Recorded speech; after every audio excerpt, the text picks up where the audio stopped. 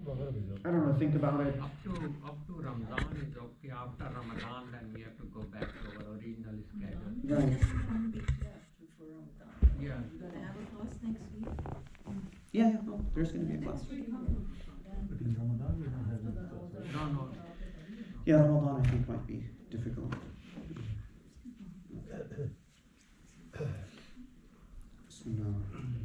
Okay, so today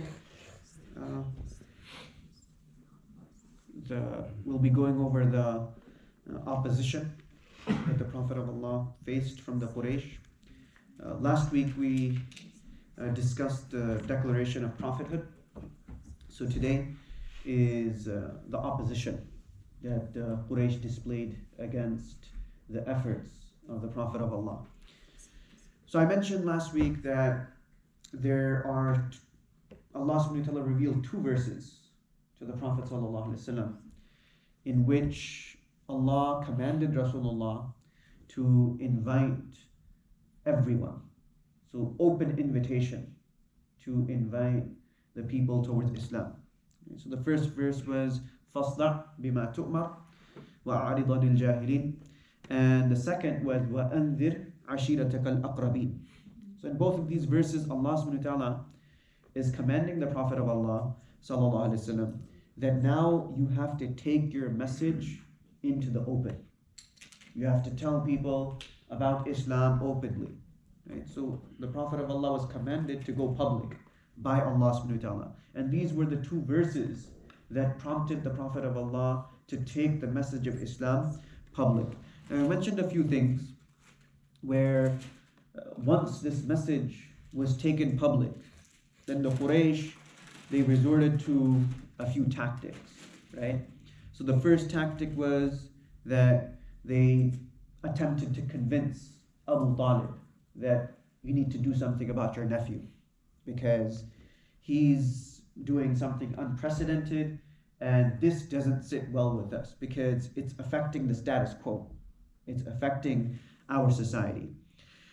They tried to block the da'wah as well. When the Prophet of Allah would invite people toward Islam, they tried to block the da'wah by any means possible, by any means necessary. And then they had the showdown with Abu Talib as well, where they gave Abu Talib a ultimatum that you have to do this, either you put a stop to him or we're going to do it. Abu Talib stood his ground and he didn't acquiesce to whatever they were demanding. So this is the hallmark of a true leader, right? That Abu Talib, he didn't back down and he didn't care for his position. Right? These are the signs, or this is the sign of a good leader, of a true leader who is sincere. So today we're going to continue with what else did they do to prevent the prophetic message being taught to others and disseminated. What else? What other efforts that the Quraysh were involved in to stop and prevent Rasulullah sallallahu alaihi wasallam's message from reaching as many people as possible? So the first thing they tried was they attempted to ban the recitation of the Quran, because this was the greatest message. The greatest message is the message that is found within the Quran. Right? So the Prophet of Allah, he would recite Quran, and they attempted to ban the recitation of the Quran. How would they do this? They would drown out the recitation of the Prophet ﷺ with their voices. Or they didn't allow the Prophet of Allah to recite. They were constantly speaking to Rasulullah ﷺ or murmuring, right, during the recitation. Ibn Abbas radiallahu anh says that whenever the Prophet raised his voice in front of the Kaaba, because that was the place where everyone used to socialize. Everyone socialized near the Kaaba, right? So it's similar to how people today socialize, right? We socialize where? In coffee houses. This is where we socialize. We go to coffee houses, Starbucks or Dunkin' Donuts, and we socialize. So in those days, they didn't have any coffee houses, right? So they would socialize near the Kaaba, because what are you going to do all day? You need human interaction, right? You can't just live in a bubble and expect your day to pass by. So they would go to the Kaaba and they would socialize. So the Prophet of Allah raised his voice in front of the Kaaba, and the Quraysh, they would shout, they would yell, they would scream, and they would curse the one who revealed the Quran, yani Allah subhanahu wa ta'ala, and they would curse the one upon whom it was revealed, yani the Prophet sallallahu alaihi wasallam. So this was how despicable their actions were. This is what they would resort to.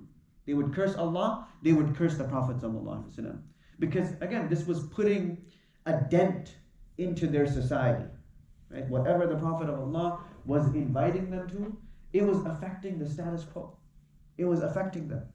So the people who wanted to listen, right, they would have to pretend. Right? People who wanted to listen, there were people who wanted to listen, that what exactly is this person saying? What exactly is this man saying? Right?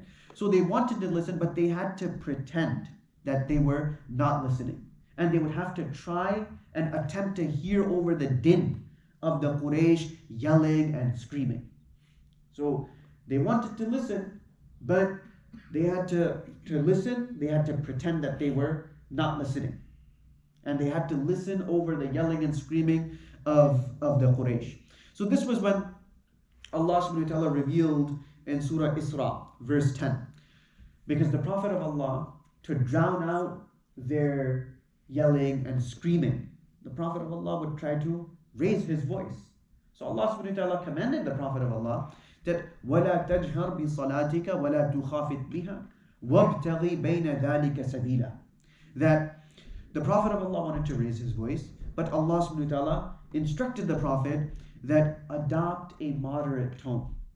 That when you read, adopt a moderate tone. You don't need to yell, you don't need to scream when reciting the Quran.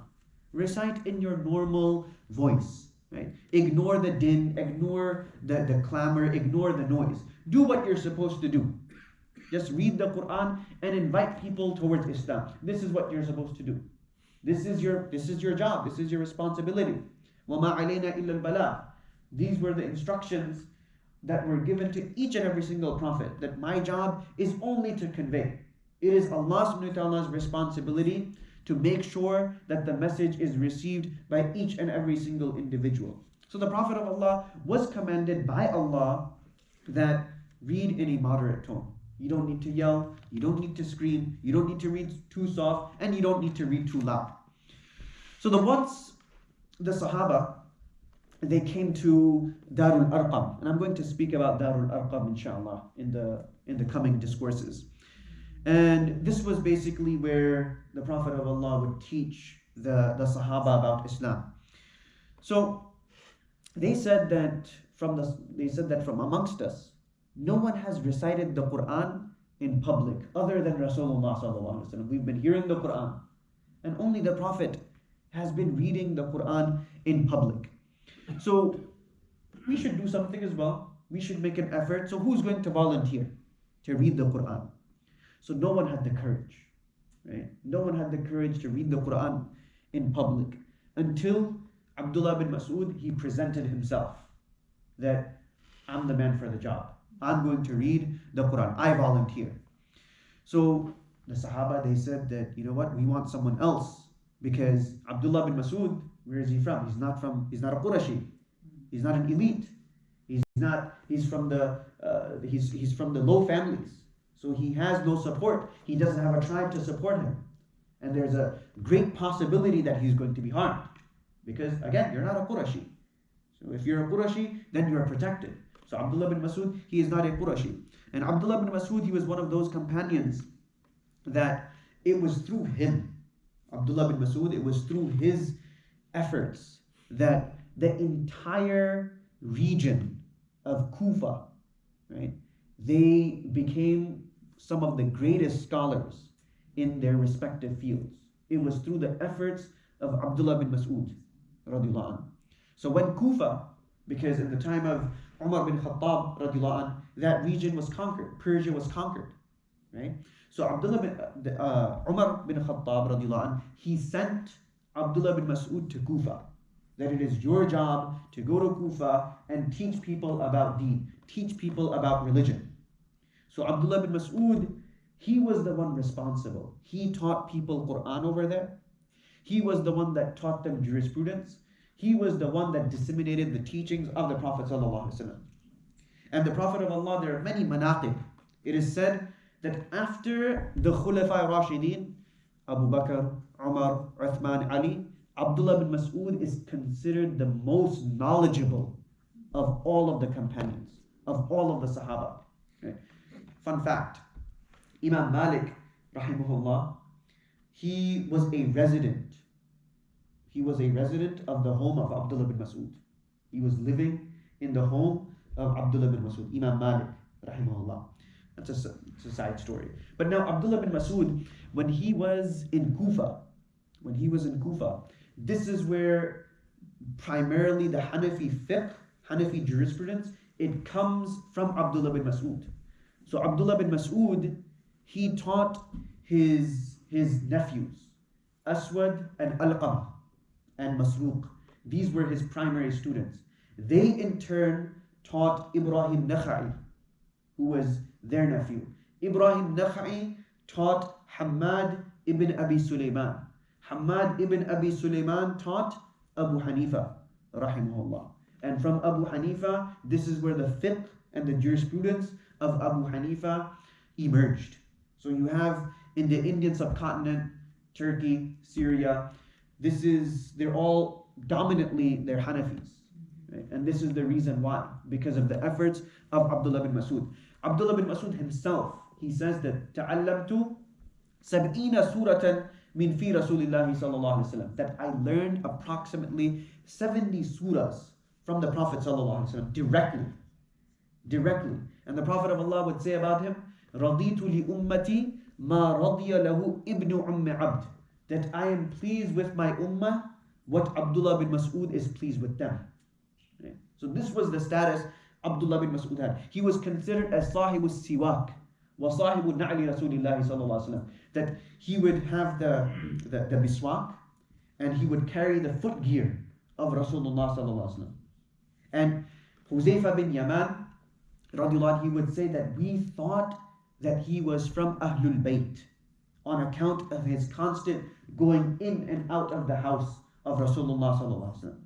So he was an exceptional scholar. He was considered from the Ulul Ahlam wa Nuha. That just as the Khulafa Rashidin, the Prophet of Allah would lead the Salah, so the Khulafa Rashidin, Abu Bakr, Umar, Uthman, Ali, they would stand immediately behind. Abdullah bin Mas'ud would also be in that row. Abdullah bin Mas'ud would stand immediately behind the Prophet sallallahu alaihi wasallam. The younger Sahaba that we hear about, Ibn Umar, he was a young man. Ibn Abbas, he was a young man. So they would stand behind in the children's row. But the adults row, Abdullah bin Mas'ud was directly behind the Prophet sallallahu alaihi wasallam. And the Prophet of Allah said that whoever wants to recite the way the Quran has been revealed, غَضًّا طَرِيًّا كَمَا أُنزِلْ, like fresh as it was revealed by Allah to the Prophet ﷺ, let him learn from Abdullah bin Mas'ud. And the first person that the Prophet ﷺ said that تَعَلَّمُ الْقُرْآنِ مِنْ أَرْبَعٍ, learned the Quran from 4, the first name that he took was the name of Abdullah bin Mas'ud. So Abdullah bin Mas'ud played a very great role in the dissemination of the prophetic knowledge. So he said that I'm going to be the one. I'm going to be the one to read it. The Sahaba, they tried to deter him.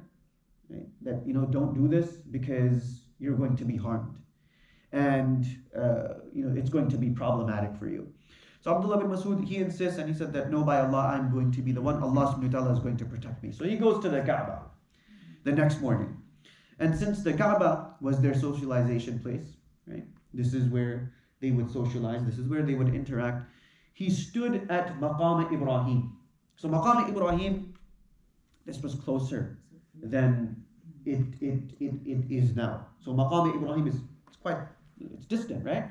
For those who have gone for Umrah or for Hajj, Maqam Ibrahim is at a distance. In the time of Umar radiallahu anhu, they moved Maqam Ibrahim from where it was closer to the Kaaba to that place where we see it today. Right? There was a flood that occurred, and Umar radiallahu anhu decided, and this was in the midst of other Sahaba were still there, and none of them rejected what Umar radiallahu anhu did. So this is what we would call ijma' sukuti. This was a silent consensus because none of the companions, they rebuffed Umar radiallahu anh. They said that, this is wrong what you're doing. So Umar radiallahu anh, he moved, and his objective was what?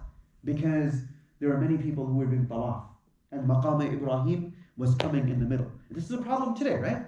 That during the tawaf, people are doing tawaf, and Maqam Ibrahim comes, and then what happens is that there is a bottleneck that takes place, and it's very difficult to move around, navigate around the Maqam Ibrahim. At one time, for those who have gone Umrah 20-30 years ago, I know the first time I went Umrah, it was in the late 90s, and at that time even Zamzam you could go inside Zamzam, the well, until they closed that off, and they made that part of the mataf. So I believe in recent years they wanted to move Maqam Ibrahim even further than where it is now, simply because it's become an obstruction due to the sheer amount of mu'tamirin and hajjin who are constantly doing tawaf.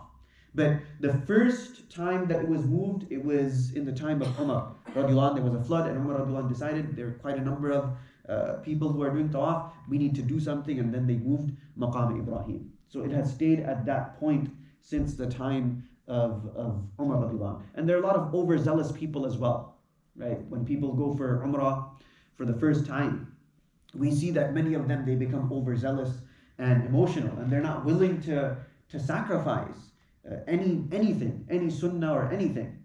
Right? They want to go, they want to kiss the Hajar Aswad, they want to go, they want to touch Maqam Ibrahim. They're not willing to sacrifice anything, right? Because it's their first time. Can't really blame them. So it's become a very big problem today, where people go and they just block other people, and they're offering the salah immediately behind Maqam Ibrahim after the tawaf. Instead of offering it in a place where there are few people, they're offering it right behind Maqam Ibrahim, and it's preventing the Hujjaj and the Mu'tamirin from passing through. So this has become a very big issue. So Maqam Ibrahim was closer, and Abdullah bin Mas'ud, he goes to Maqam Ibrahim and he starts reciting the Quran. And he was reciting Surah Al-Rahman. So Surah Al-Rahman was one of the early surahs, one of the early Makkan surahs that was revealed. So he started reciting Surah Al-Rahman. Abdullah bin Mas'ud is an amazing reciter. If the Prophet of Allah is saying about Abdullah bin Mas'ud that learned the Quran from these four, and the first name he takes is Abdullah bin Mas'ud, then it stands to reason that his recitation must have been beautiful. So he starts reciting the Quran, and it was so beautiful that people, they started to gather around to listen. Now mind you, this was a time when probably 1,000 people were living in Makkah at the time. It wasn't populated as we see today. So Makkah is pretty populated now. But in that time, it wasn't that populated. There were 1,000 people living in Makkah at the time. So people, they started to gather around and they started to listen. And the Quraysh, they never heard this type of tilawah. They never heard this type of recitation, because it's not like when they would speak Arabic, they would talk with ghunna, and there was no such thing as budud, where we make certain places long vowelization. So it wasn't as if they had something like that. When we speak in Arabic, we don't talk in ghunna, right? We don't recite from the nose, or we don't make our when we're having a conversation, we're not making, there aren't no muds, there is no budud, there is no muds, there are not places where we have to lengthen. Right? That's not how we talk in Arabic. But so this was something new. The Quraysh, they never heard this type of tilawah because they never talked with ghunna, they never talked with budud, lengthening certain nouns. It was mesmerizing for them.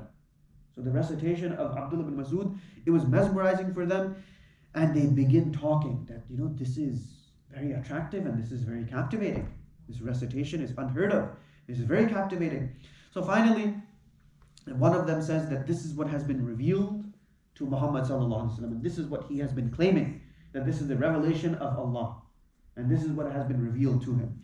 And once they heard this, they pounced on Abdullah bin Mas'ud and they began beating him, right? While others, they wanted to listen, but these people, this was what they were doing, to ban the Quran from being recited in public. So they beat him, they physically assaulted him and during this time Abdullah bin Mas'ud is still reading Ibn Mas'ud is still reading while they were beating him, and he continued until he couldn't continue any longer on account of this physical assault. So now when he returned battered, bruised, bloody, and the Sahaba said that هَذَا كُنَّا مَا نَخْشَى عَلَيْكَ, that this is precisely what we feared would happen. Right? Precisely what we feared, this is what happened to you. So we told you not to go. You're not a Qurashi, and you're going to get beaten, you're going to be harmed, and it's a miracle that you're not dead. Right? Because no support. Again, this is a lawless society. There's no such thing as police. Right? Your support and your benefactors are your own tribe. This is your support. So Abdullah ibn Mas'ud said that after today, nothing has increased except my contempt for the Quraysh, and I will do it again tomorrow by Allah. Right? So I'm not going to be deterred by this. I'm going to do it again. So this was the bravery of Abdullah bin Mas'ud. He was one of those companions. This is a companion who was masterful in every way. Abdullah bin, as I said, these early converts, they played a very great role in the spreading of Islam, in making sure that Islam was correctly received by those who came after them. They played a very great role. And Abdullah bin Mas'ud, possibly, he played one of the greatest roles, Abdullah bin Mas'ud. So now you know that despite the prohibition of listening to the Quran in public, people still wanted to listen. And I'm sure many of you may have come across the story of Abu Jahl, Abu Sufyan, and Akhnas bin Shurayq. This is a very famous story. I'm sure those who have read some Seerah books, this story must have popped up. So they would listen to the Quran while the Prophet of Allah would stand for tahajjud. So while Rasulullah would stand for tahajjud, they would go in the dead of the night and listen to the Prophet reciting.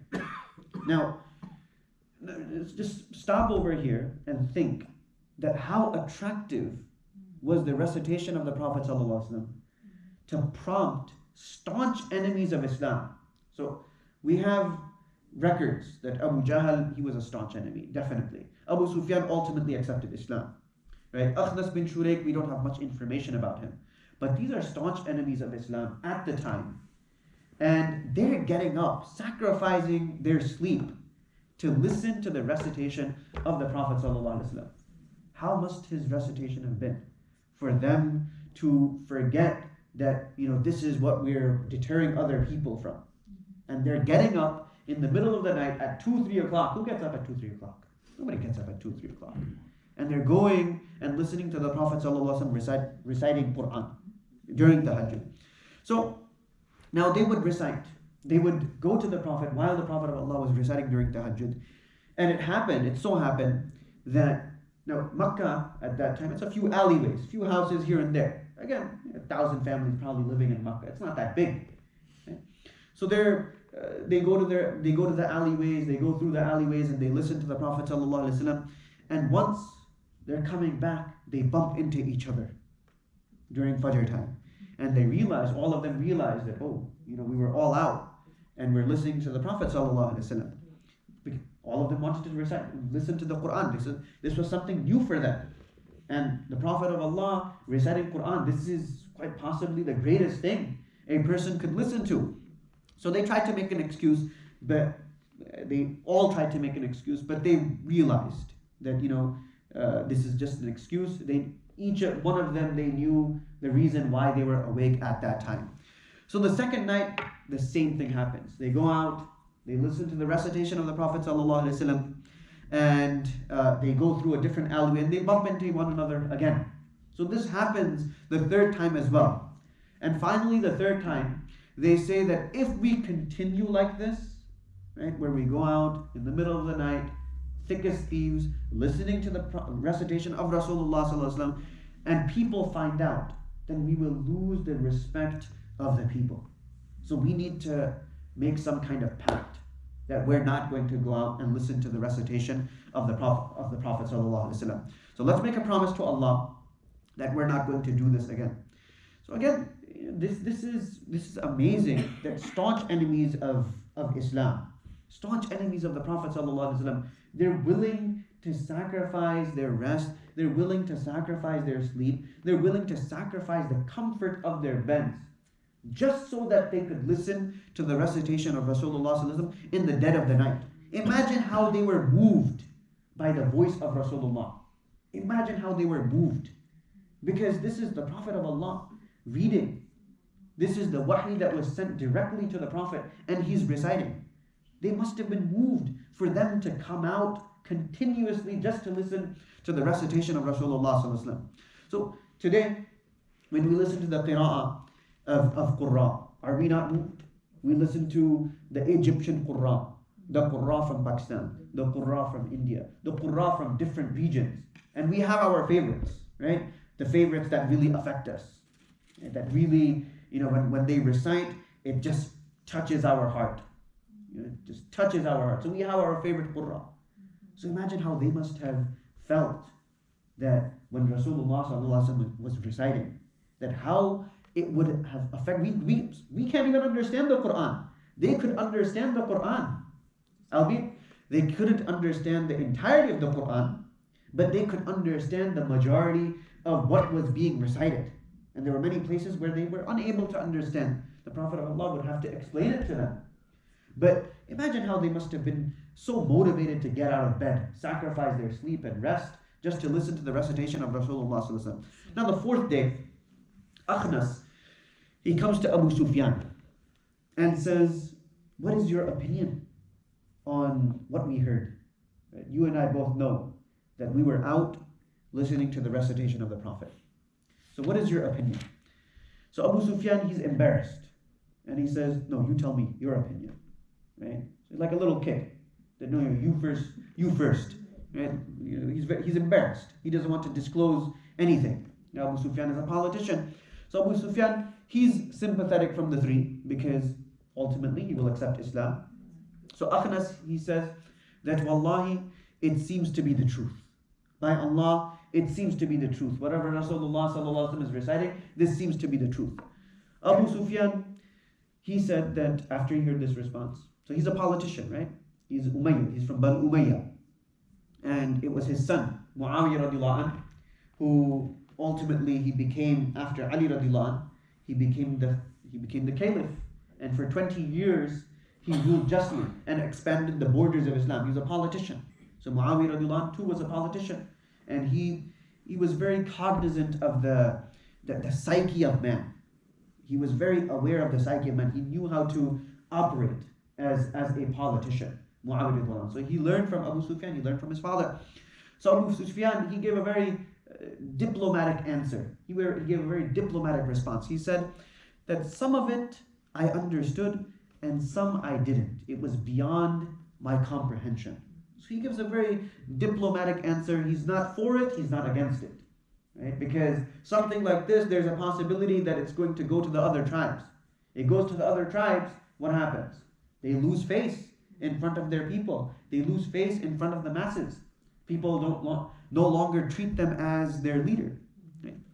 So Akhnas, he goes to Abu Jahl with the same query, same question. So Abu Jahl, he's like really blunt. Right? He's a very blunt person. So he says that Banu Abd Manaf is Banu Hashim. So Banu Abd Manaf and us, we have always been in competition and vying with one another. Right? That when they would provide food for the Hujjaj, then we, the Banu Makhzum, we too would provide food for the Hujjaj. When they were providing water to the pilgrims, then we too would do the exact same thing. We would provide water to the pilgrims. When they were brave, we were brave. When they, held their flag in battle, then we too would hold our flag in battle. So then he said that we were like two horses at the finish line there. At the finish line. They're neck and neck in the race at the finish line. And now they come and tell us, Banu Hashim comes and tell us that they have a prophet. We have a prophet who inspires them from the heavens. That we have a prophet who inspires them from the heavens. By Allah, how can we compete with that? This is impossible. Because nobody No one from us is getting wahi. No one from amongst us is receiving revelation. So this was the reason that Abu Jahl, he decided that I'm not going to accept Islam. Abu Jahl, he said that, Wallahi, I will not accept as long as I live. This was the only reason. Not because he didn't consider Rasulullah ﷺ to be truthful. The only reason was that because Banu Hashim and Banu Makhzum, they were constantly in competition with one another. And finally, it was too much for Abu Jahl to bear. And he said that they have a prophet. How are we going to come up with a prophet? We can't come up with a prophet. So we were neck and neck with Banu Hashim until someone from Banu Hashim came and announced that I am a prophet.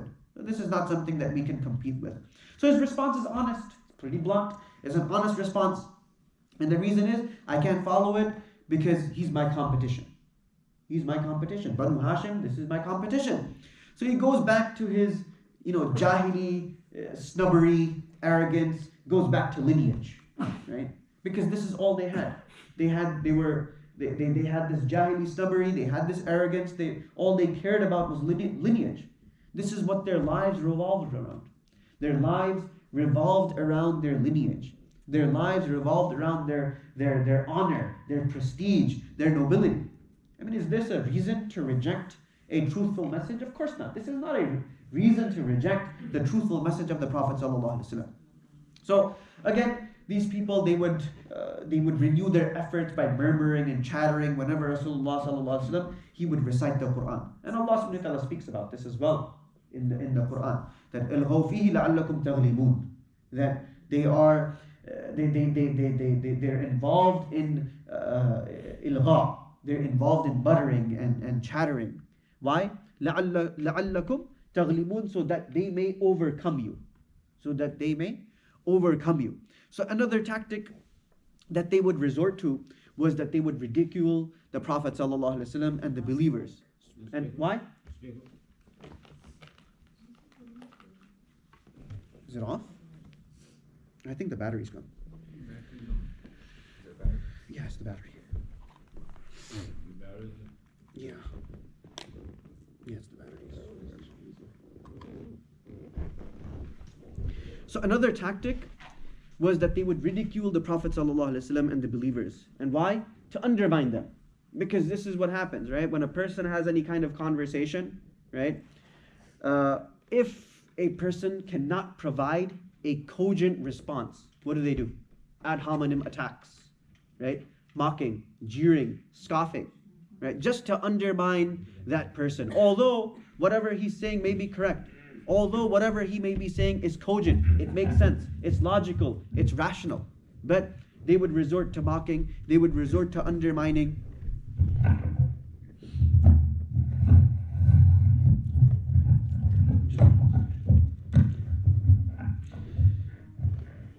So they would resort to jeering, they would make fun of the people, the Sahaba, they would make fun of the Prophet ﷺ. And people do that even today. This is true even today, right? That when it comes to Islam, people mock the backwardness of Islam. Oh, your religion is backward. Why are your women covered up? Why are your women This is what happens, right? This is what they say even today. Why are your women covered up? Why are they so oppressed? So they don't bother asking the women. They just ask that, oh, your women are oppressed. Why are you dressed like this? What is the reason that you're dressed this way? It doesn't make sense. So even today, people, they undermine Islam by mocking Islam, by jeering, by scoffing, by making fun. So this is what they would do. The people of Makkah, they would resort to ridiculing the Prophet ﷺ. And this was their tactic. Once the Prophet of Allah did not receive wahi for some time. And one of the women from the Quraysh, she mocked him and said that I see your shaitan has abandoned you. Na'udhu billah. That I see that your shaitan has abandoned you. Yani Jibreel alayhi salam. Jibreel alayhi salam has abandoned you and you have not recited anything new. It seems that you are reciting the same verses. You have not recited anything new. So the Prophet of Allah, he was very hurt by this. He was very grieved when he heard this. So Allah subhanahu wa ta'ala, what did he do? Allah subhanahu wa ta'ala revealed Surah Al-Duha. وَالضُّحَى وَاللَّيْلِ إِذَا سَجَى مَا وَدَّعَكَ رَبُّكَ وَمَا قَلَى. That your Lord has not forsaken you. Your Lord has not left you. Allah subhanahu wa ta'ala has not left you. Allah subhanahu wa ta'ala has not forsaken you. Right? So this was in response to this woman who mocked Rasulullah sallallahu alaihi wasallam by saying that, na'udhu billah, your shaitan has abandoned you. Who says something like this? This was a very evil thing to say. So Rasulullah sallallahu alaihi wasallam was very much hurt. And this is one of the reasons why the Quran was revealed over a period of 23 years. One of the wisdoms of why the Quran was revealed over a period of 23 years is so that there's a constant connection between Allah and Rasulullah sallallahu alaihi wasallam. So that during times like this, moments like this, where the Prophet of Allah was grieved, right? Allah subhanahu wa ta'ala would reveal verses to provide him comfort and solace. And it was because of this connection with Allah subhanahu wa ta'ala. This was why the Quran was revealed over a period of 23 years, because the Prophet of Allah had to tolerate so much over this time. And this is something that we should keep in mind as well, right? We should keep this in our minds, that when we are grieved, when something happens to us, or something doesn't go our way, we'll find the answer for it in the Quran.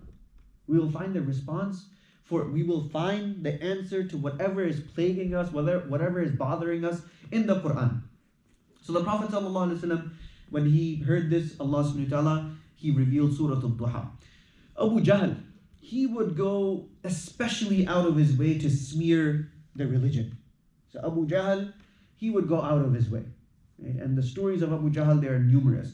If a person was of status, then what they would do, if he was Qurashi, and if he was a Muslim, then that person would be made fun of.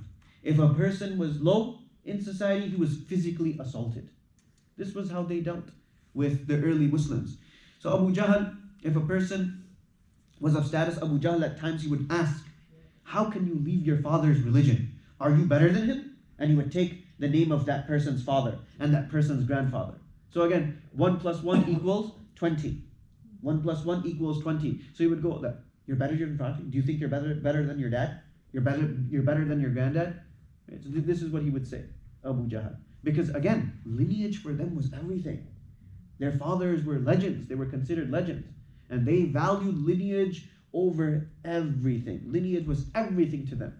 They had memorized 15, 20 names of their, not just their own family members, but their horses and camels and everything. Right? This was their pastime. This is what they were involved in. So lineage for them was everything. So if they had status, Abu Jahl would ask that, you think you're better than your father? You think you're better than your grandfather? And what they were following? And if weak, then they would intimidate physically. In the Seerah of Ibn Ishaq, there's a story of a man who owed Abu Jahl money. Okay? So a man owed Abu Jahl some money, or rather, Abu Jahl, he owed the man money, Abu Jahl owed the man money. And Abu Jahl, he says that, I owe you money. Go to Muhammad. Go to the Prophet. Go to Muhammad. He was Muhammad. He was not a prophet for Abu Jahl. So, and get the money that I owe you from him. That he is the one that who will give it to you. And he was trying to cause problems for Rasulullah sallallahu alaihi wasallam. So the Prophet sallallahu alaihi wasallam was approached.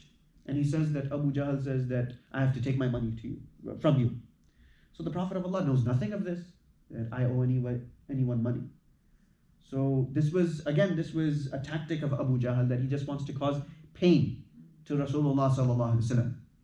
So Abu Jahl, he's gleeful, and this person explains to the Prophet sallallahu alaihi wasallam that Abu Jahl, he owes me money. So the Prophet of Allah, he was a champion for the people. He takes this person's hand and he goes and knocks on the door of Abu Jahl. And when he knocks on the door, Abu Jahl opens it and he's just shocked. The color from his face leaves, right?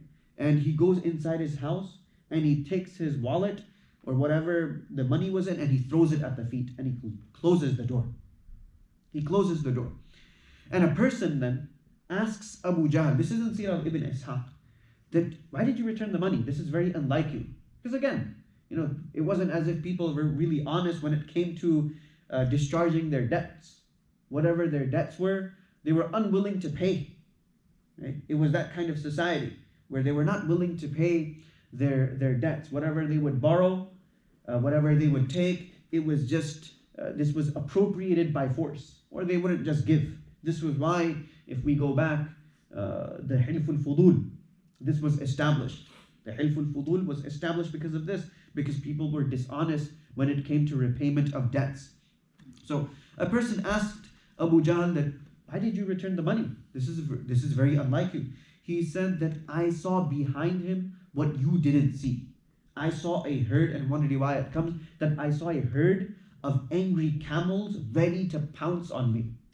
I saw a herd of angry camels ready to pounce on me.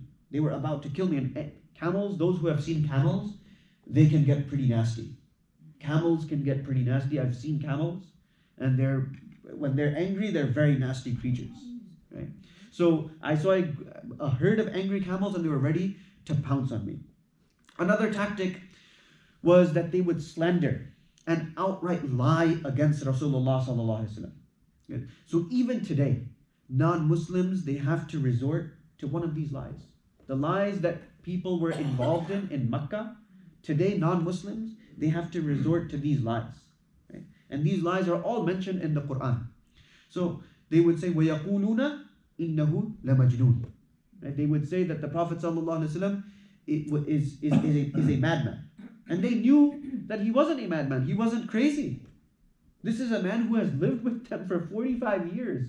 He never showed any kind of sign that he was insane. He never had bouts of insanity. He was as sane as they come. But they would say that no, he is a crazy person. Allah subhanahu wa ta'ala says, فَقَدْ لَبِثْتُمْ فِيكُمْ عُمْرًا مِنْ قَبْلِهِ أَفَلَا تَعْقِلُونَ.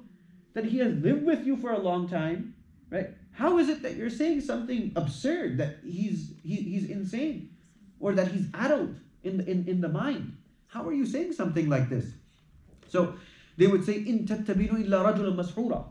Then they would accuse him of sihr, of magician, that he was a magician, or a kahin, a soothsayer. This comes in the Quran. So even today, people have to resort, non-Muslims have to resort to one of these lies. That, oh, he was like this, he was delusional, or he was a magician, or he was a kahin, he was a soothsayer. And they can't make up their minds. Sometimes they're calling him magician, sometimes they're calling him soothsayer. They can't make up their minds because they don't know what kind of response, what would stick with him. They're trying to make something stick, but nothing is sticking to the Prophet ﷺ, because this is a man who is completely blameless. He has no blemish on him. There's nothing that they could stick on him. Rasulullah ﷺ was a personality that was with them for 45 years, and yet nothing would stick. So sometimes they would say that magic was done on him. So sometimes they would say that magic was done upon him, that someone did magic on him. Sometimes they would say he's a magician, sometimes they say that someone did magic on him. And to this day, as I said, rejectors, they say the same things. Amongst academics today, they say things like, oh, he was delusional. He thought he was a prophet.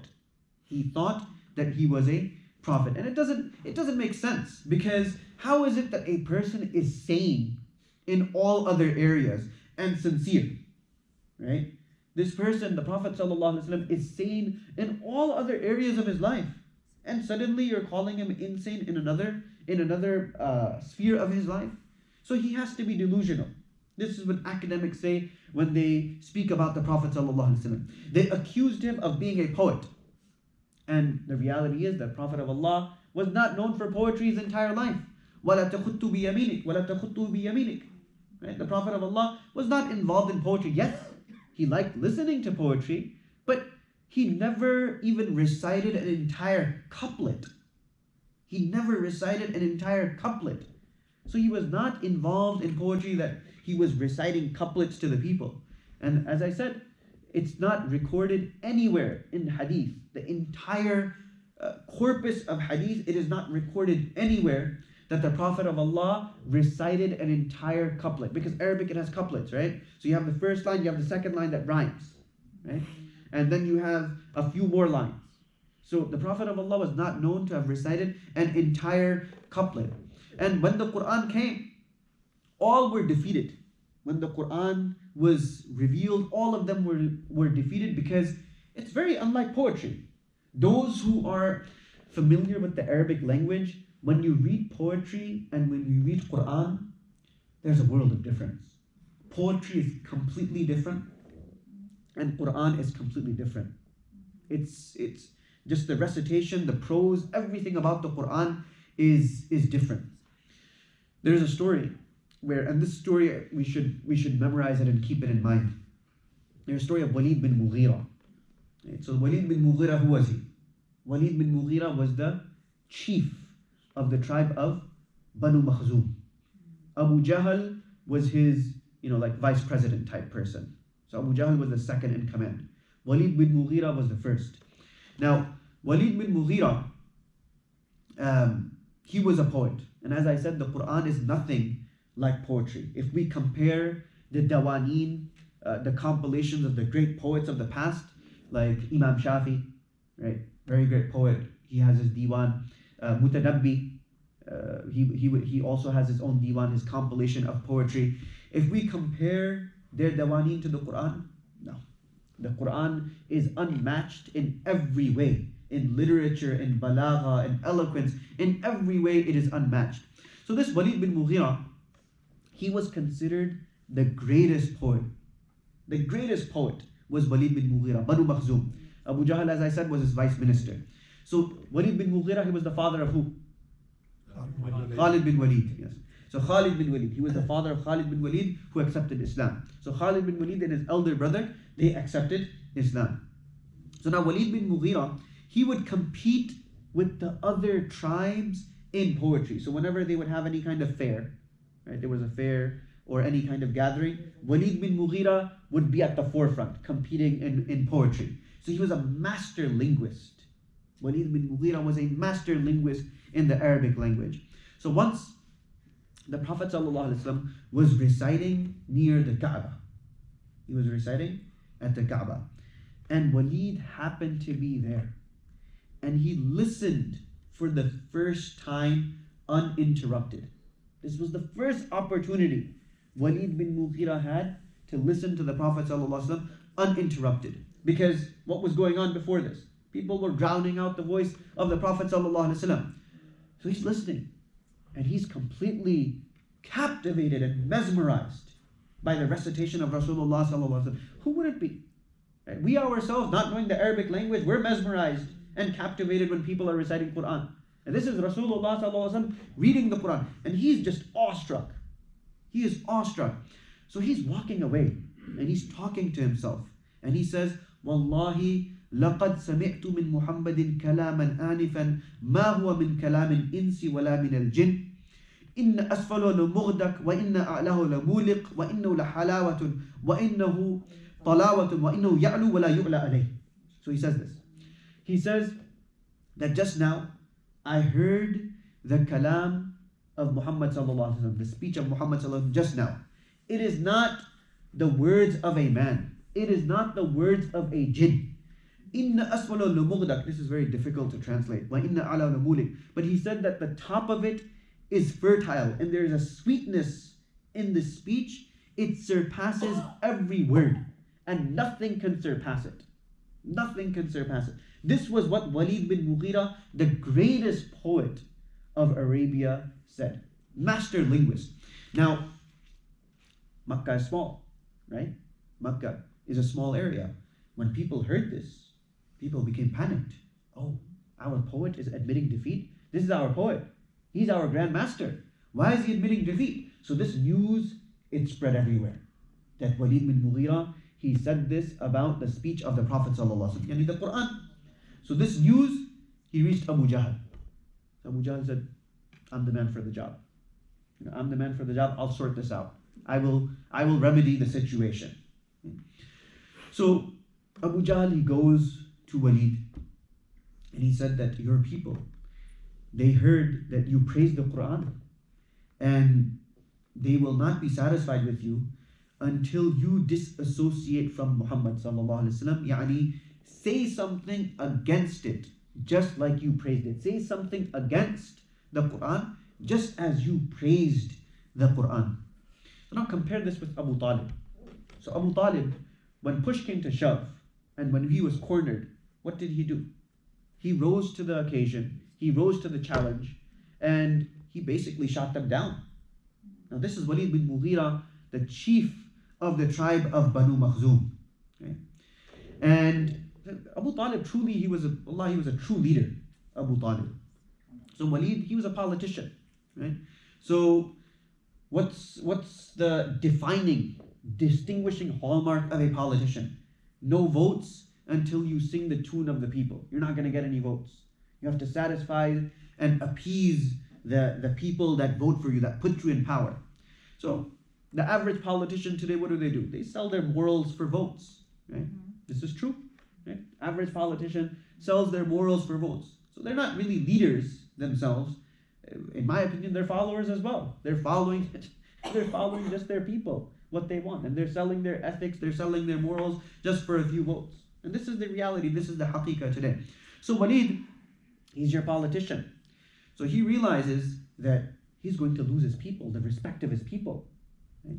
And he wants to appease them now. He has to come up with a plan to appease them. So he asks Abu Jahl, then what can I say? So Abu Jahl says, say that he's a madman. So Walid bin Mughira said, but he's not crazy. He's not a crazy person. There's nothing wrong with him. We've stayed with this man. We've seen him grow up. Not one time has he shown a trace of insanity. So how are you saying that let's call him crazy? So then Abu Jahl said, okay, we'll call him a kahin. We'll call him a kahin, a soothsayer. Walid bin Mughira again said, but he's not a soothsayer, right? He's not a fortune teller. He's not using, because fortune telling, they had their own system, tarot cards, whatever they were using those days. So he's not a fortune teller. So then Abu Jahl, he suggests that, okay, we can say that he's a magician. So Walid bin Mughira said, but he's not a magician. Again, magicians, we've seen them, they have their own method, they have their own ways in performing magic, and he's never done anything of the sort. So then Abu Jahl said, okay, say that he's a poet. And he says, so at this he got really angry, because by Allah, I'm the best poet amongst you.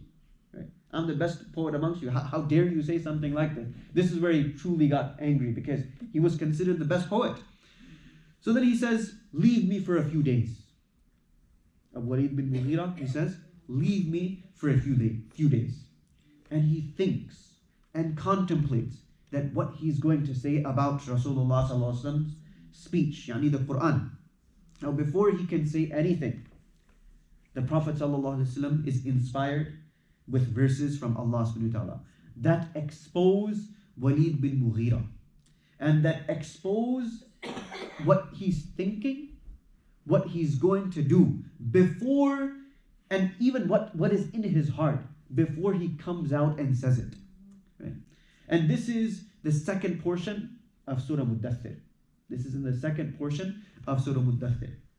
That ذَرْنِي وَمَنْ خَلَقْتُ وَحِيدًا ذَرْنِي وَمَنْ خَلَقْتُ وَحِيدًا. Now this is Allah subhanahu wa ta'ala speaking directly to Walid bin Mughira. You don't want to be in the shoes of Walid bin Mughira at that time. So Allah subhanahu wa ta'ala is saying, ذَرْنِي, leave me, وَمَنْ خَلَقْتُ وَحِيدًا, for the one who I have created. I created you. I created Walid bin Mughira. وَجَعَلْتُ لَهُ مَالًا مَمْدُودًا. I gave him so much wealth. وَبَنِينَ شُهُودًا. I gave him children, I gave him progeny. وَمَهَّدْتُ لَهُ تَمْهِيدًا. I gave him respite. ثُمَّ يَطْمَعُ أَنْ أَزِيدَ. And then he desired more, so I gave him more. كَلَّا إِنَّهُ لَآيَاتِنَا لَعَنِيدًا. And now he opts to reject my message, reject my Quran, reject the ayat, reject my signs. إِنَّهُ فَكَّرَ وَقَدَّرَ. Allah subhanahu wa ta'ala then speaks about his contemplating, his thinking. إِنَّهُ فَكَّرَ وَقَدَّرَ. He started to contemplate. He started to ponder. What am I going to say? فَقُتِلَ كَيْفَ قَدَّرَ. He continues in his pondering. ثُمَّ عَبَسَ وَبَصَرَ. And then he looks and he thinks. ثُمَّ أَدْبَرَ وَاسْتَكْبَرَ. Then he turns away and he shows arrogance. Allah subhanahu wa ta'ala is describing his emotions to the letter, to the T. Not even his own family knows and is privy to what Walid bin Mughira is thinking. And Allah subhanahu wa ta'ala is disclosing everything about Walid bin Mughira. So he can only say at that point, now this is what Allah subhanahu wa ta'ala revealed for Walid bin Mughira. Now he can only say at that point, in hadha illa sihrun yu'thar. In hadha illa qawlul bashar. So Walid bin Mughira, at that point he said that this is a sihr and this is magic. Right? So Allah subhanahu wa ta'ala said, uslihi saqar, that I will admit him to hell. His abode is the hellfire.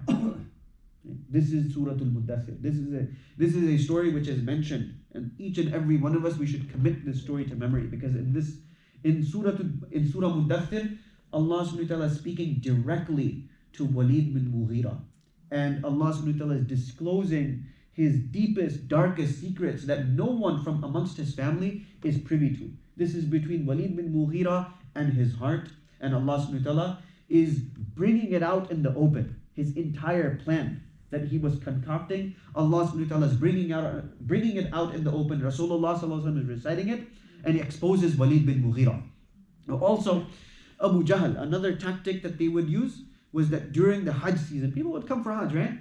So Abu Jahl, during the Hajj season, he would stand outside Makkah, where people would be coming in, and he would announce that a madman is living in this town. So be weary of this madman. And sometimes Abu Lahab, so they would trade places. Sometimes it would be Abu Jahl, sometimes it would be Abu Lahab. And what they would do is that you need to stay away from this madman. Okay? And because he will captivate you. So you need to put your fingers in your ears, because his speech is mesmerizing and he's going to captivate you. And then you're going to be in a world of trouble and hurt. So one person said, one of the people who were Hujjaj, he said that, okay, if he's mad, I'm a doctor, right? If he's mad, I'm a doctor. I'm going to cure him, right? So this was a cause for conversation, right? This was a cause for this person's conversion. And that he said, Rasulullah sallallahu alaihi wasallam, this person is mad, I can cure him. So he goes to the Prophet sallallahu alaihi wasallam and tells him that I heard that you're a madman, that your mind is addled, and I'm a doctor, and I don't mind curing you. I'm a physician, I don't mind curing you. So the Prophet ﷺ, he didn't say that I'm not a madman or anything of the sort. He listens to him. And then the Prophet ﷺ said, are you finished? And then the Prophet of Allah recites Khutbatul Haja. Inna alhamdulillah, nahmadu nasta'inu wa nastaghfiru. And he recites the entire Khutbatul Haja, right? The khutbah that we read on the mimbar. So the man says, then stop.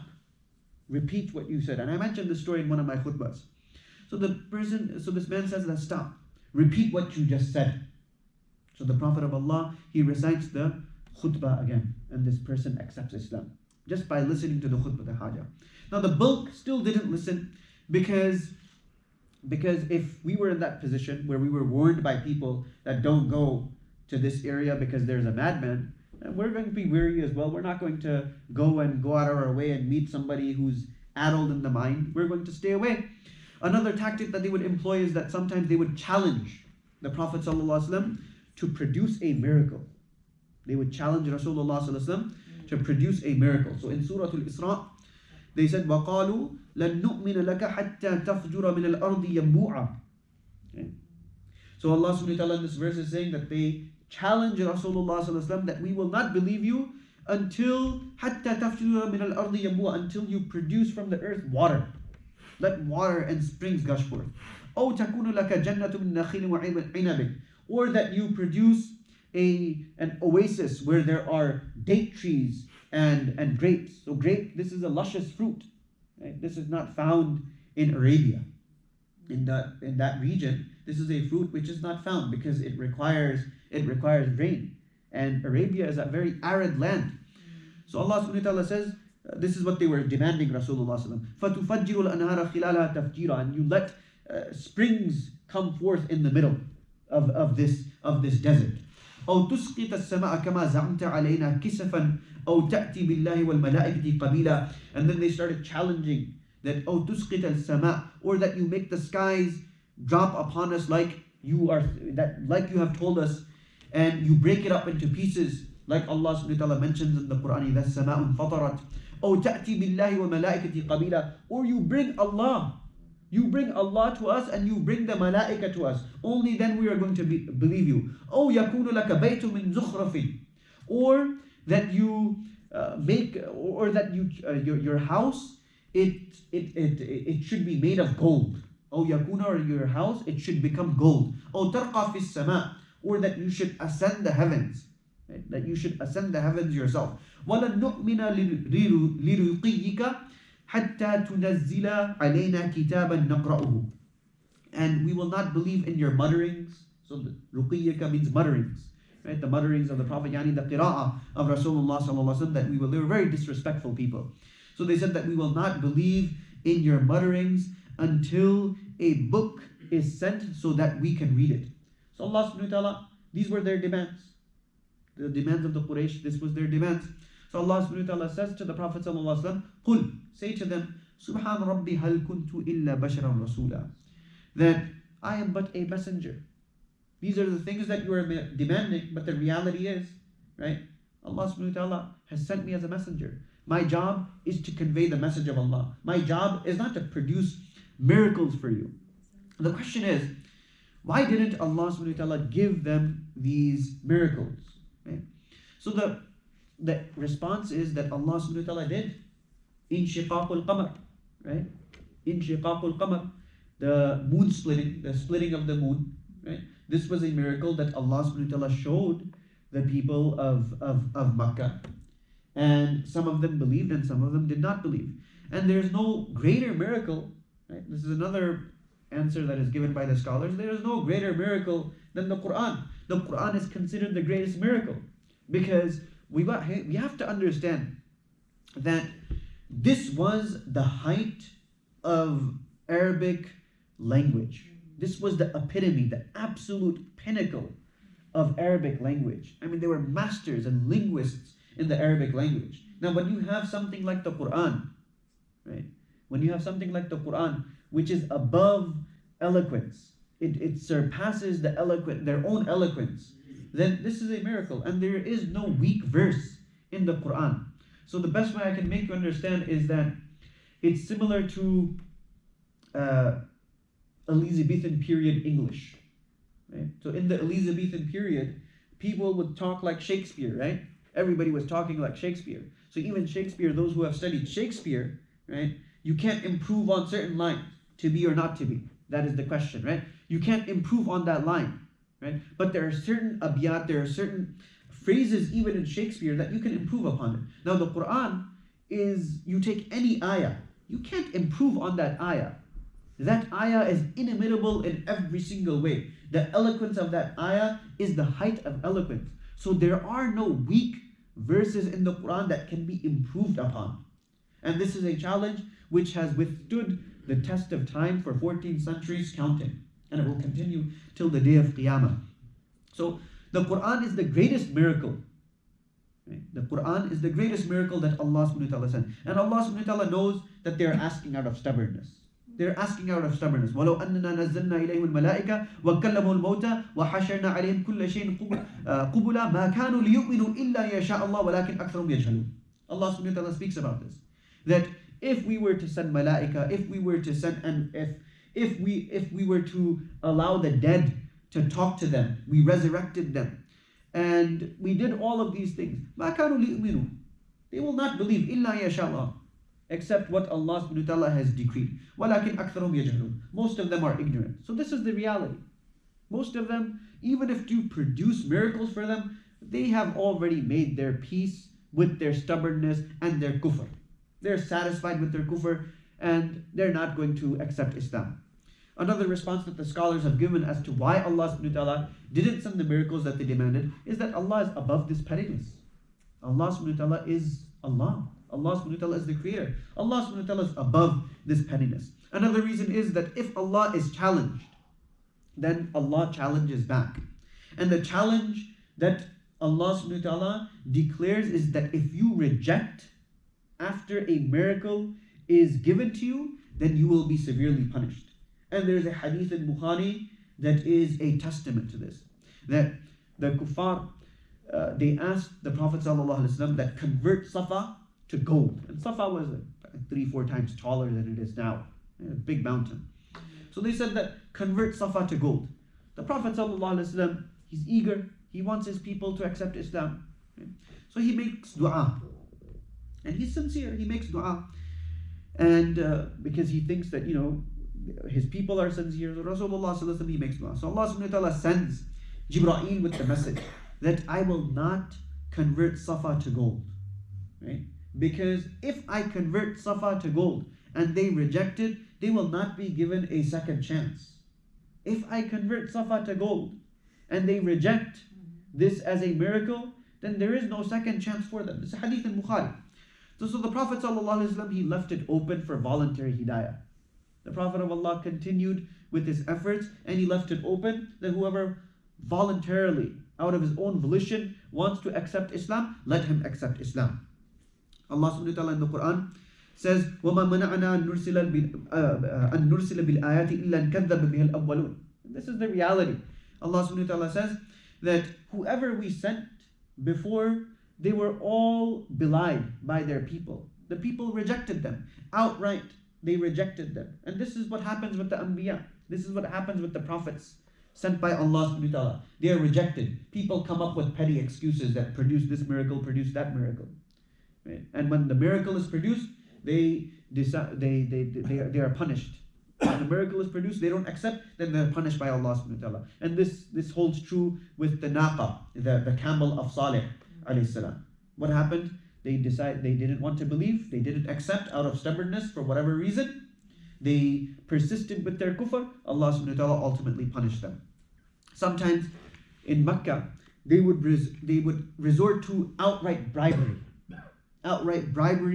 or a middle ground. So in Surah Al-Kafirun, Allah subhanahu wa ta'ala speaks about this outright bribery. They came to the Prophet ﷺ and they said, Ya Rasulullah, why don't we do this? One day we worship your God and second day you worship our gods. Right? So this was outright bribery, and this is the middle ground that they came up with. So one day we're Muslim and one day we'll be kafir. Right? So this was the genius idea they came up with. And in Surah Al-Kafirun, the worship of Allah subhanahu wa ta'ala, they did worship Allah, but they worshipped via shirk. So this is not really worship.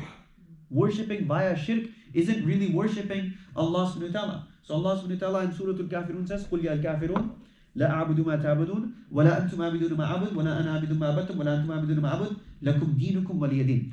So in this verse, in this surah, there are two verses. لَا أَعْبُدُ مَا تَعْبُدُونَ, that I am not going to worship what you are worshipping.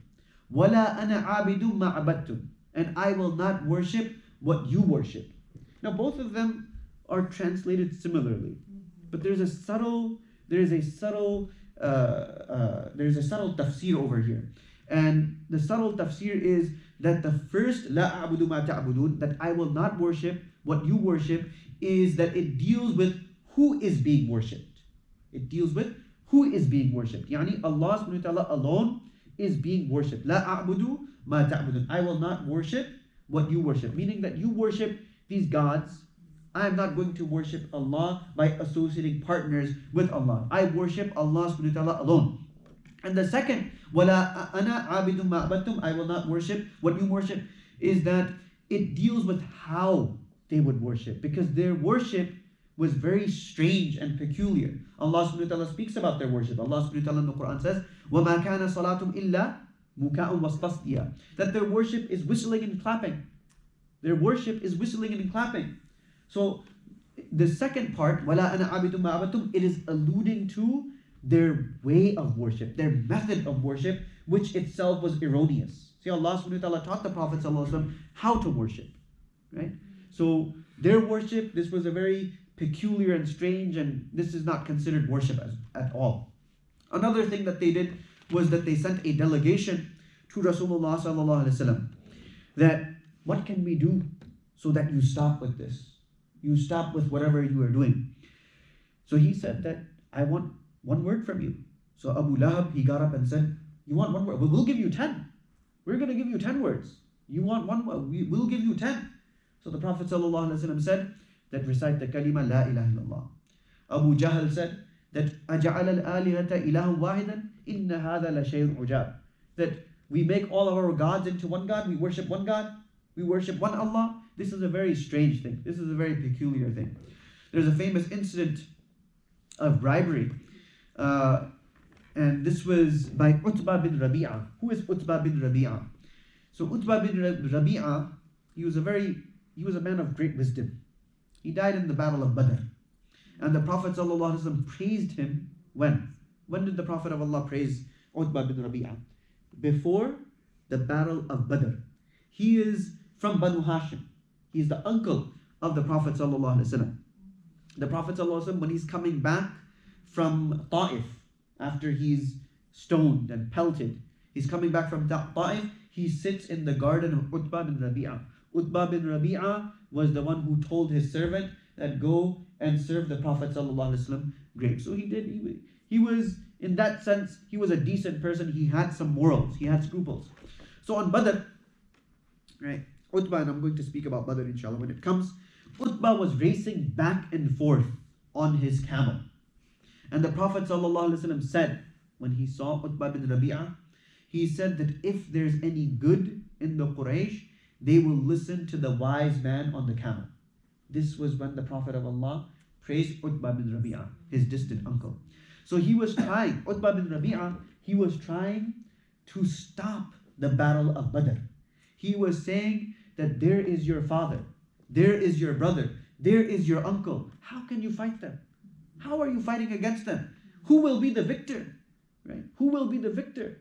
That what kind of victory is this? If you beat them, you have killed your family member. So he was a very wise person, very pragmatic person.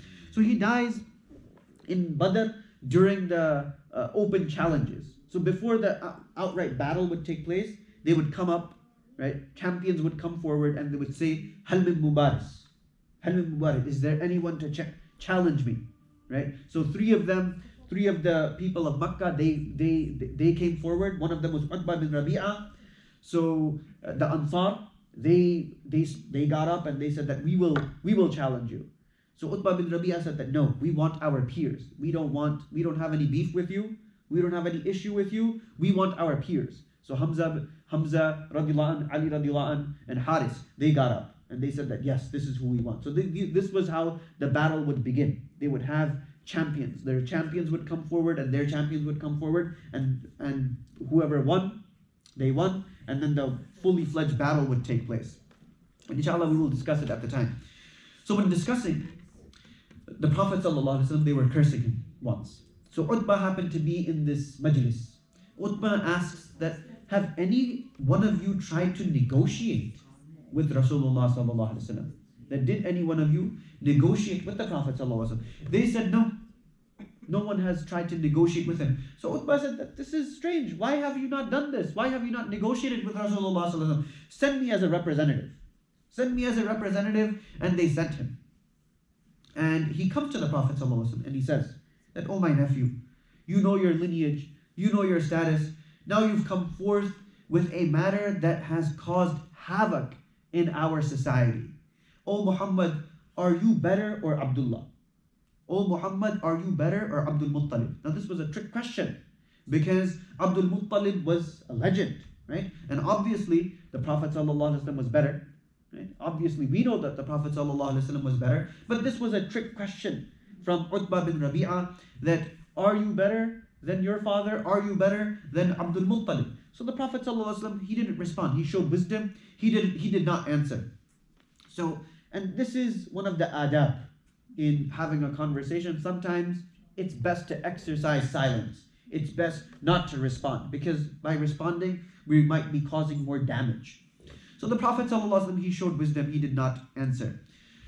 And then he continues. He says that we have never seen any young man as promising as you become so unpromising. You were such a promising person. And now look at you. You have become so unpromising. Meaning that you have split us and you have made us into a laughing stock of the other tribes. So he used an Arabic phrase that it is as if you have caused the cry of an expecting mother. Yani that civil war is about to erupt and it is just around the corner. It's similar to the cry of an expecting mother. That when a mother is expecting, what happens? That the husband, the spouse, jumps into action, takes the mother directly to the hospital without any delay.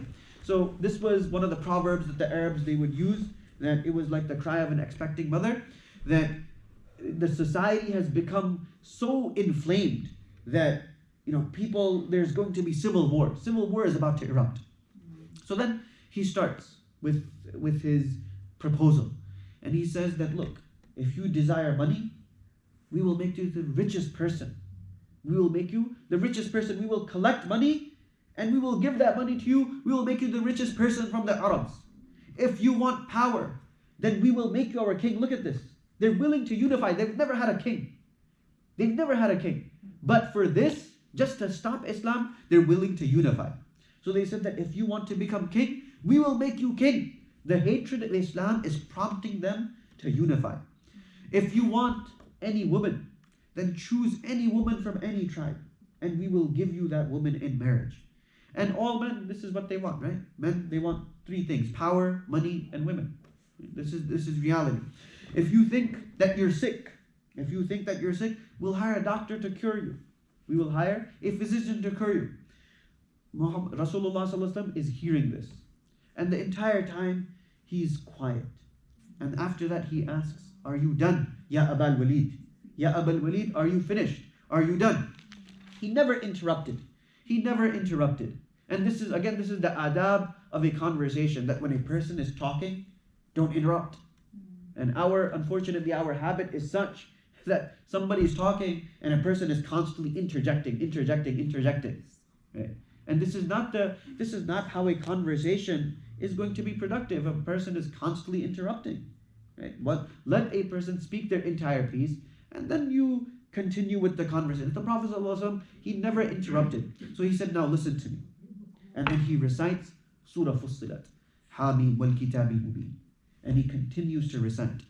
So Utbah, again, like the Quraysh, he's never heard the Quran, because the Quran, people were constantly making noise and uproar whenever the Quran was being recited. So he's sitting back, relaxed like this. And when he listens to Surah Fussilat, he raises himself up and he sits attentive. He gets up and his expression changes and he begins to palpitate. And Rasulullah ﷺ is reading Surah Fussilat until he comes to the verse, فَإِنْ أَعْرَضُوا فَقُلْ أَنذَرْتُكُمْ صَائِقَةَ مِثْلَ صَائِقَةِ عَادٍ وَثَمُودٍ.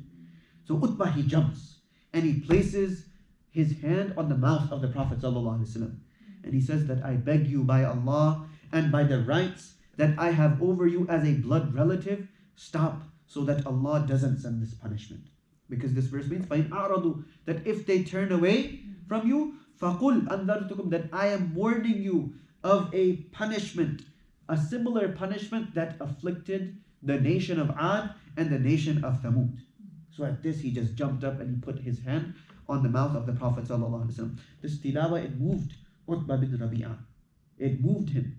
And this is Rasulullah ﷺ, after all, reading the Quran. So he goes back to the group and he says that, "Listen to me. Leave this man alone, because I have heard a speech from him that I have never heard before. إِنَّ هَذَا سَيَكُونُ لَهُ شَأْنٌ." He speaks about the Prophet ﷺ, and he said that this is a man that he is going to go places. This is a man that will go places. If he is killed by the other Arabs, at least our hands are clean. Let's not get involved with him. If he is killed, then at least nobody's going to point fingers at us and say that the Qurashis, they killed a Qurashi. But if he attracts them to the message of Islam, then isn't this our victory? Is this not our victory? That if he attracts them towards Islam, this is our own victory. And his power is our power. Whatever power he gains, this is our power, this is our honor. That when a family member of ours, when they achieve something, it is as if we achieve something, right? So this was how he was looking. Isn't this a pragmatic, wise man? What a pragmatic, wise man. And this is the counsel that he is delivering to the Quraysh. So he said, Allah subhanahu wa ta'ala says in the Quran, لَقَدْ أَنزَلْنَا إِلَيْكُمْ كِتَابًا فِيهِ ذِكْرُكُمْ, that Allah subhanahu wa ta'ala speaks about the Arabs, that this is a book which has been revealed to you, and in there is your dhikr, in there is your remembrance, the remembrance of the Arabs. Right? So Allah subhanahu wa ta'ala raised the status of the Arabs by mentioning them in the Quran. So because of the Quran, they were elevated to these heights. So when he said this, when he presented whatever he came back with, they said that, oh, the Prophet of Allah has bewitched you as well. That you too have fallen under the spell of Muhammad. You too have fallen under the spell of Muhammad. So this was the reality, right?